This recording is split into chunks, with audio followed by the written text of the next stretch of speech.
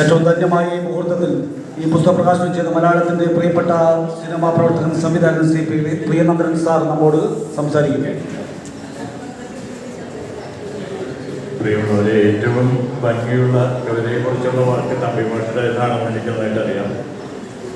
മാഷ നന്നായിട്ട് സംസാരിക്കും.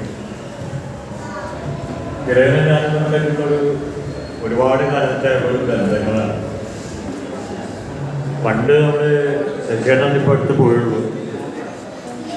പണ്ട് നാടകം കളിക്കുന്ന കാലത്ത് KT യുടെ നാടകമൊക്കെ കഴിഞ്ഞിട്ട് അതിൽ മഹാനായിട്ടൊക്കെ അഭിനയത്തിന്